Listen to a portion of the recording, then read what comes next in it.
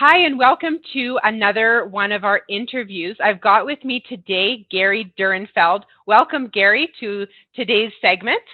Thank you so Great to much for be. joining us. Yeah, great to be with you. Cheers. So Gary, I approached Gary after I had met him at a conference. He was presenting on the use of social media in the business context, the marketing context. And Gary and I have developed a relationship since that time. And I really wanted to talk to him because he's a registered social worker in Ontario, Canada. And I'm also from Canada. And Gary's meaningful to me because his approach to helping families as they go through separation and divorce is that of being helpful and constructive and really helping to change people's mindset and to keeping them healthy as they go through this very difficult time in their life. And so that's what we'll be talking about today, is the mental health component of separation and divorce. So thanks so much, Gary, for Pleased to joining be us. with you. So let's talk first about the sort of the out-of-court options like collaborative divorce and mediation, and what that means to you as you help people go through separation and divorce. Well, first of all, let's face it. People are separating and divorcing not because things are going well. Things are not going well. They're upset, they're angry, they're disappointed, they're grieving.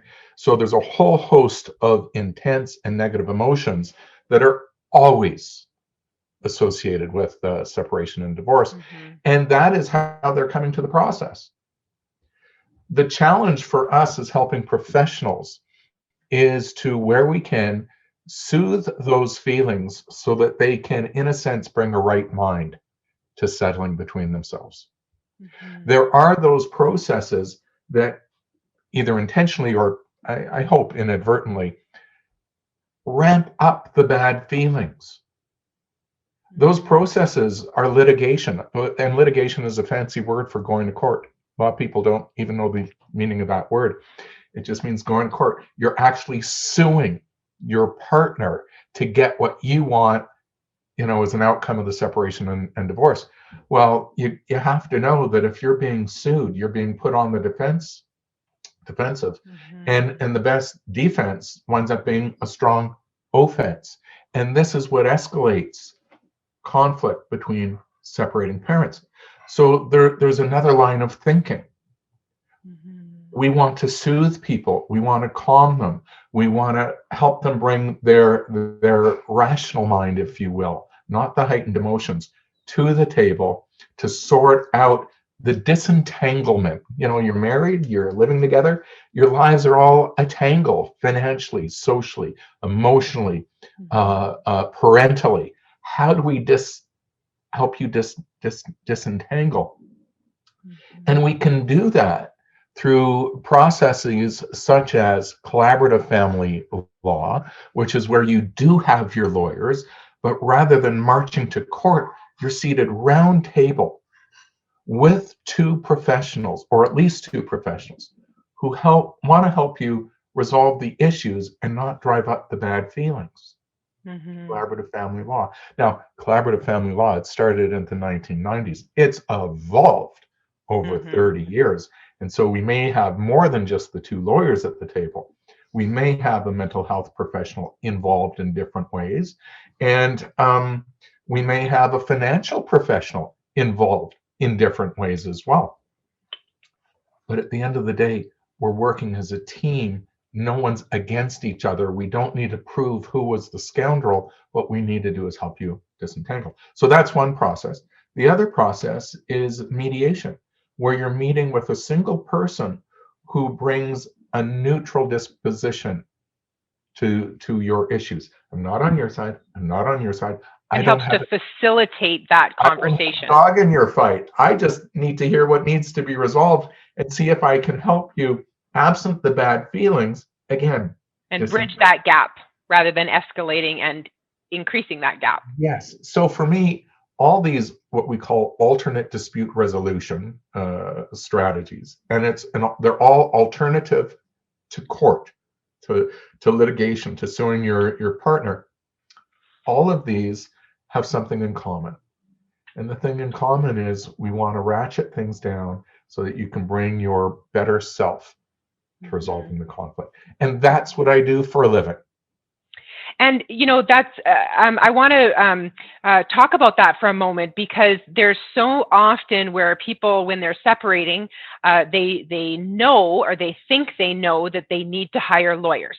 Now, again, whichever process they choose, they say that's sort of the cause and effect. I'm separating, divorcing, and I therefore need to hire a lawyer. This sort of this ingrained understanding, and often there's the reluctance or the resistance to seeking out the mental health professional to assist. Now, there's lots of different reasons for that resistance. Two of the easy ones are, number one, cost, and number two, there's nothing wrong with me. No one needs to fix me, which is, I'm sure this is the first time you've heard of those kind of stigmas. And I would be very interested for our viewers to understand the importance of, what that component can bring to the table. So, first of all, separation and divorce isn't a mental health problem. You can have a mental health problem and be going through separation and divorce, but separation and divorce in and of itself isn't a mental health problem. Right. It's a legal problem, it's a social problem, it's a financial problem. But having said that, the process, collaborative or going to court, it does engender a lot of feelings. People do get overwhelmed. People do get scared, frightened. People get angry. And the mental health component is in recognizing how those intense feelings can sometimes get in the way of figuring out what you really need, what you really want, and how to achieve it. So the mental health component isn't about saying, you're crazy and wagging the crazy finger. It is about recognizing this is a remarkably stressful life event. Indeed, when the psychologists do research on what are the most stressful events we experience as human beings, separation and divorce is only second to death of a loved one. That's significant. So as we are overwhelmed, overtaken, and it can shift our ability to look critically and reasonably at a situation, the role of the mental health person is to help you take that deep breath, help you step back, help you bring your clearer, better mind to the process so that it doesn't inadvertently get sidetracked by all these bad feelings.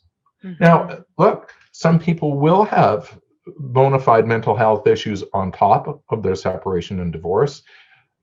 Anxiety, chief amongst those. So how do you handle your fear of an outcome, your fear, negative anticipation of a future event? That's the definition of anxiety. How do you handle that in a process? How do you calm yourself so that you can concentrate? And most people, they don't have those inherent skills. It's not something that is ingrained within them to know how to effectively go through a stressful event like that. We normally live life through a stressor that goes from here to here. Separation and divorce, it stretches that. And so while we cope well and can function and can think through between here and here, when we're stressed to that much, it gets that much more difficult. So, a person like myself, my role can be to coach you through your separation and divorce. And part of that coaching will be, how do we help you to notice my shoulders throughout? My shoulders are down. When we're stressed, and you start talking more squeaky because you're restricting right? So how do we help you to maintain a state where your shoulders are down and you can bring that better mind? That's in part of the coaching. What is it you're thinking about? What are you worried about in terms of this outcome? Well, I gotta have, how come? Where is that coming from? And why? Do you really need what you think you need? Where are you going to show some flexibility, some latitude? Because you got to know, as you're thinking this, so's the other person. And if you come rigidly from those mindsets, it's going to break down. But if you can show some flexibility, some clarity of thought, some nuances, you have a far better outcome. And you know, it's interesting when I talk with clients who are going through separation and divorce, one of the things that I remind them of is I need you to stay in your logical brain, because there's a lot of things that we need to talk about, that we need to resolve in a logical way. And if you have those heightened emotions, which are natural and they take over our brain most of the time, if you have those heightened emotions and they're not managed emotions, then it takes over, and then we don't make sustainable decisions. And so that's when I talk about using the collaborative divorce process and mediation, and sometimes even partly the kitchen table discussions. People can have some discussions outside of the use of professionals, but those processes in and of themselves, with or without a mental health professional, in and of themselves can help to keep those emotions more managed, because we're working cooperatively and the professionals are working to keep you cooperative. But to add on top of that, when the emotions are even higher, is to add in there the component of a professional who can help to on a one-on-one basis, can help to deal with those emotions, can give you even better and more sustainable results, is what I would think. You had asked about how do we justify some of this financially, because to bring someone like myself in, it is an added cost to the lawyers working together. So, a practical example, person that I was working with really wanted as amicable a separation as possible, wanted to do it through mediation, and if not mediation, collaborative family law, and clearly wanted to keep it out of court. Their former partner is a hothead. The person I'm working with did have a breakdown, and it was sad. Comes back to me and says, I lost it on my partner, and my partner barraged me as a result. And I think my partner is abusive, and I want to prove my partner is abusive. And I said, all good. You can do that. What is your goal, though? Well, my goal is an amicable divorce. I said, okay, you have a choice to make.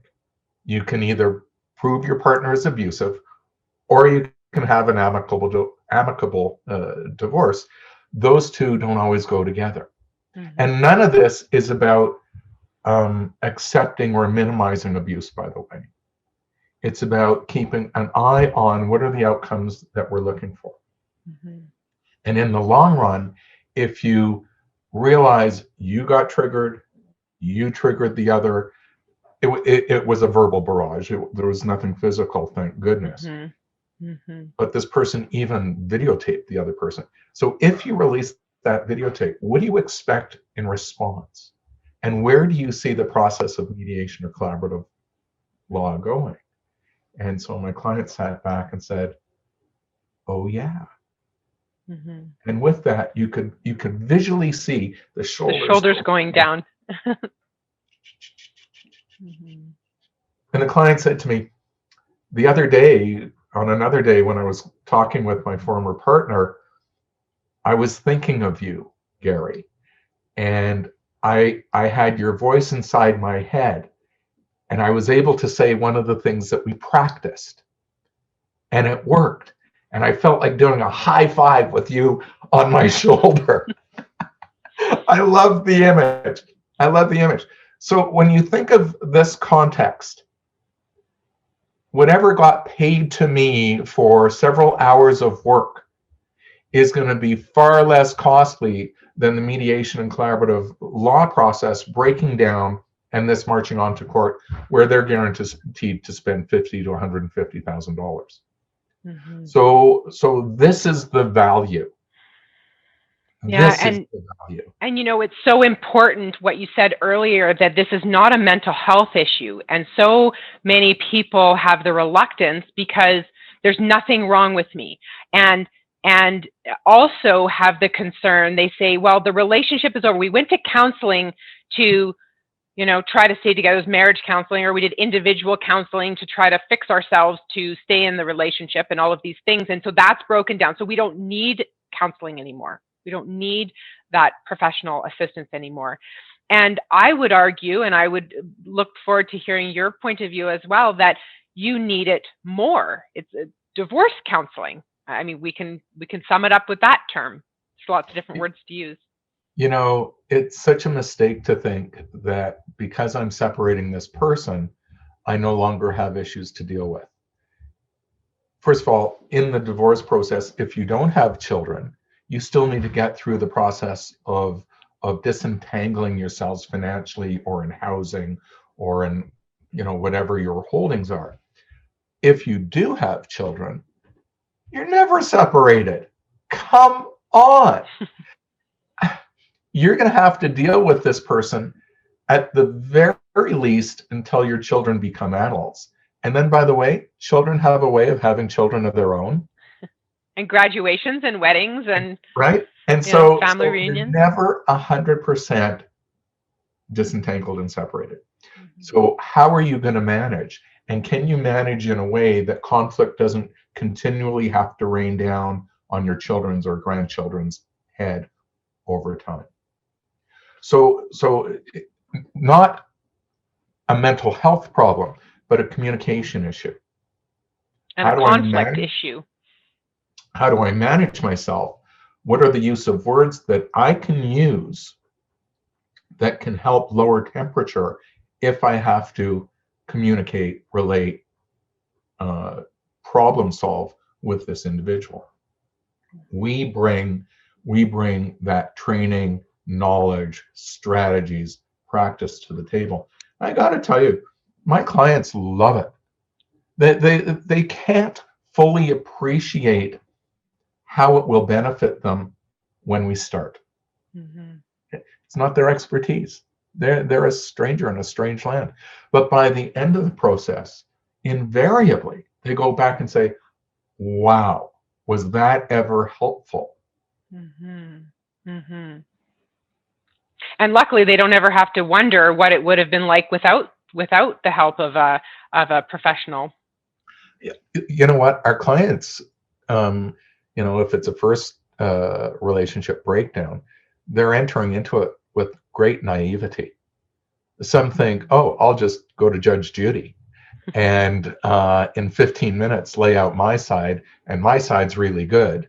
And Judge Judy will quickly see through all of this, and I'll get everything that I want. And that is the naivety. And those folks who aren't as naive as that may still believe that the process can be that quick. It just isn't. And, part of what we do is to explain what are the various processes and what is at stake if you go down any of these particular rabbit holes. So the mental health person, from a neutral perspective, can help people to understand what we call process options.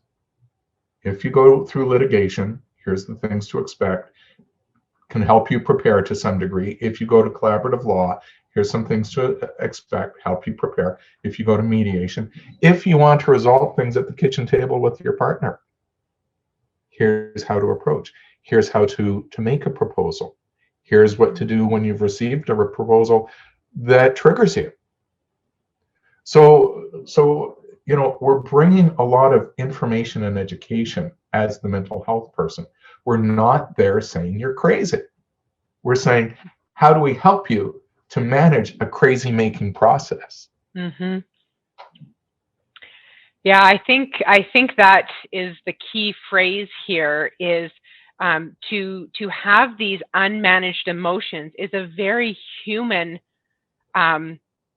thing. It's very natural for us. That's how our bodies are shaped, is to react to emotions, and we have to develop those skills on how to manage our emotions as we go through various stressors, and that's precisely what professionals can be for. And so when we look at bringing a team approach, whether it's various professionals into your separation and divorce, I would say that the cost is likely to be overall is likely to be less. That's what the research supports. The research absolutely supports that those folks who actually have more professionals at the table tend to get through it at lower cost, less scathed.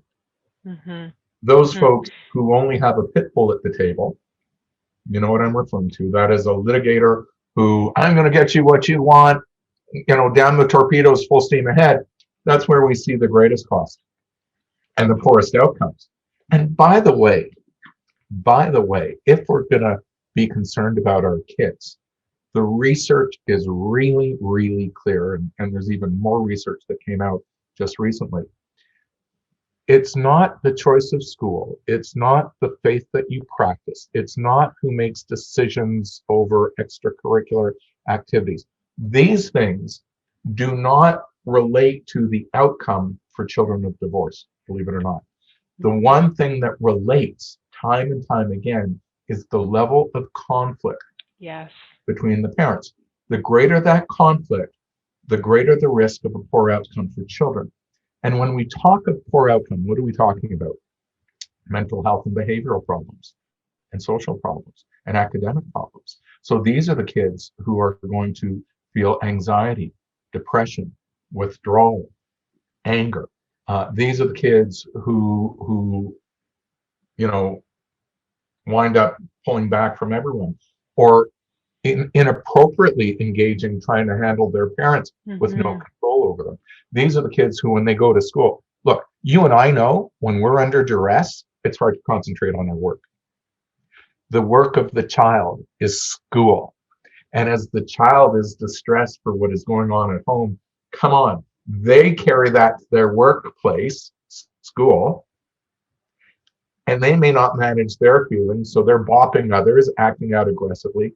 These are the kids that are being misdiagnosed with ADHD because they can't sit in their seat. They're I'm Jewish, I'll use the Jewish term. They're sitting on shpilkas, spurs, and that spur is the anxiety and or depression for what is happening at home. So if you want a better outcome for your child, learn how to manage yourself. When your child is feeling the stress and pressure of the separation, as you can manage yourself, you can apply these same strategies to managing your child. So rather than, calm down, why are you excited? This parent has learned, oh yeah, I have to lower my shoulder. I have to sit in the pocket and hear my kid non-judgmentally and be calm, so that my calm actually infects them in a good way. So there are so many benefits to working with a mental health professional. There's spillovers all over. It's interesting. There's a lot of people have the mentality that separation and divorce is inherently bad for children and their development. And what you're describing is that it's not separation and divorce that's inherently negative for children. It's an unhealthy and a toxic environment, which could be a household, very often is a household. And that is what negatively impacts children. And so you might actually be benefiting your children by separating if your household is high conflict and your child is living in that. And when I talk to parents, it's and we're developing a parenting plan, and people say, how detailed do we have to be on holidays and on, this and on that and all of these things? Can't we just be general and figure it out along the way? And my response is always trying to figure out the level of conflict between the parents, because the more conflict that they have, the more detailed of a parenting plan that I want to create with them, because what we want to do is to prevent the conflict from occurring. So I'm going to ask you 85,000 questions to try to pinpoint, will this ever be an issue for you? Where are these issues? We've never thought of it before.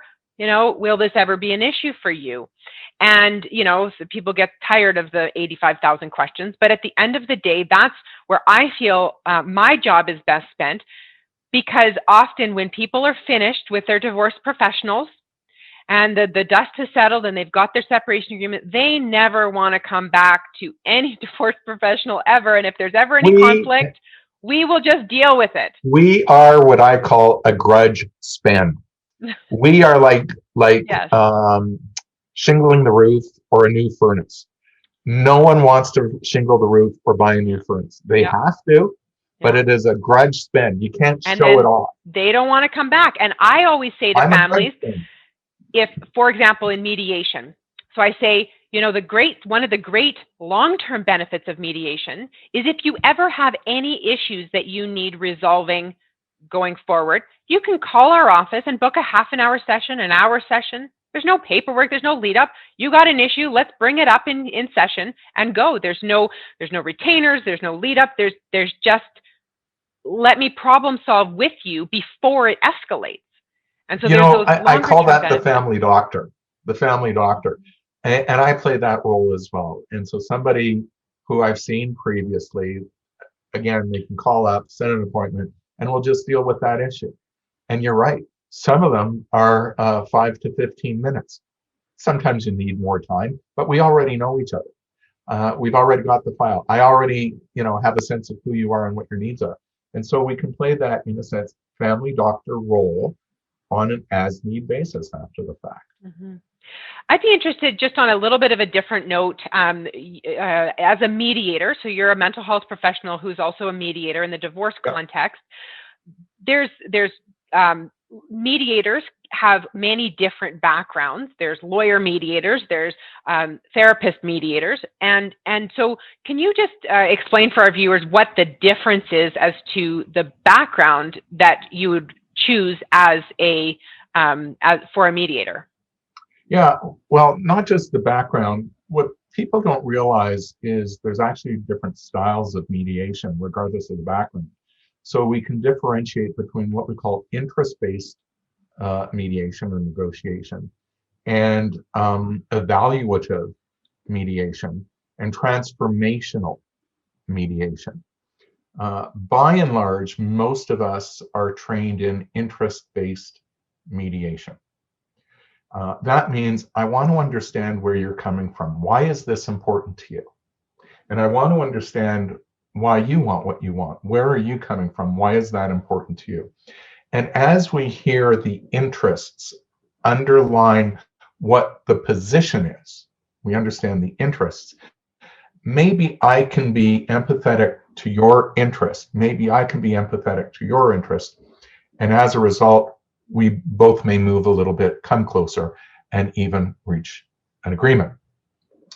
In evaluative mediation, I'm going to hear your side, I'm going to hear your side, and I'm going to throw out what I think is going on and some solutions,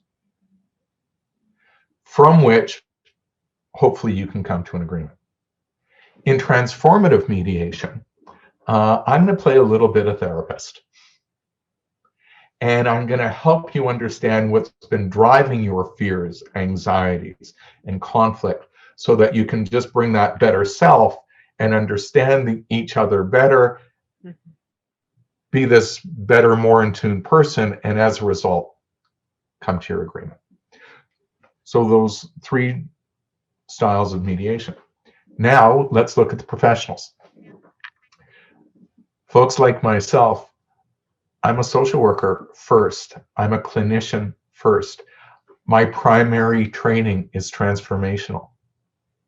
I'm helping people look at their pasts, understand the impact on their present so that they can change their future. Mm-hmm. So I practice from an interest-based transformational perspective. As a result, despite the training being more interest-based. The lawyer typically comes from a justice legal process where there is a judge who has to make a decision. That's evaluative mediation. So they're coming from an evaluative perspective to which the interest is an add-on.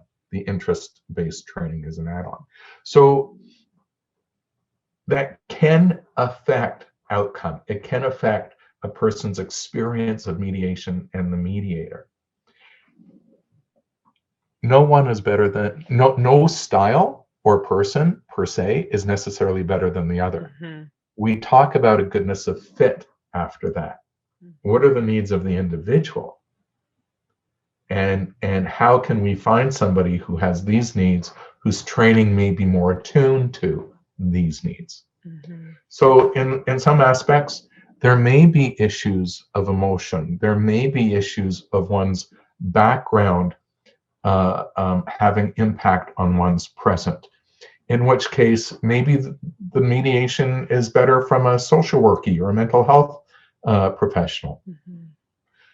These may be two very analytical people who are otherwise reasonable. You know what? The lawyer mediator may be the perfect person. And if you send them to me, they're going to say, why are you dealing with my past and this mushy stuff? And I won't be a good match. Okay. Mm-hmm. So the general public knows nothing about this. Hopefully this conversation, if people watch this video, they're going to go, son of a gun. It's not just one single box called mediation. And, maybe for yourself, maybe for your colleagues who didn't understand or haven't had that kind of training to understand what is the professional view bringing to the party and what is the training bringing to the party, and how does that match the needs of the individual? And that is precisely what Up a Notch learning is about for separating and divorcing families. There is no one right fit. There is no one right size. I'm as the founder of Up a Notch Learning and putting all of these resources together for separating and divorcing families. My goal is for families to be informed and empowered, because that is what is going to help them to thrive.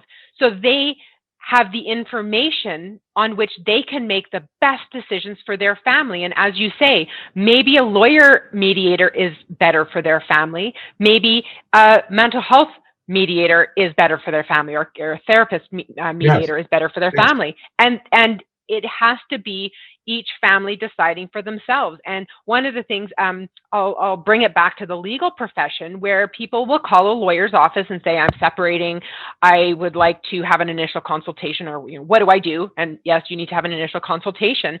And then they either don't like the price, or they don't like the amount of time that they have to wait, or something about the situation they're not in favor of when they call a particular office.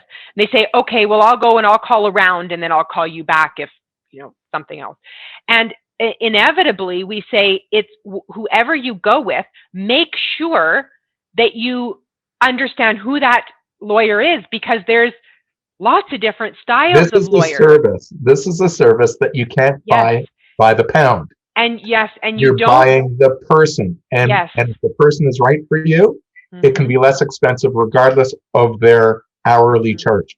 It's better to go with the right person, not the cheapest, fastest to get into, etc. In fact, waiting waiting an extra week to get into someone who is going to get you resolved in 6 months is worth waiting an extra week for, rather than having your resolution 3 years later, because that person you went to was more had a different style or a different approach. That's the conversation about goodness of fit.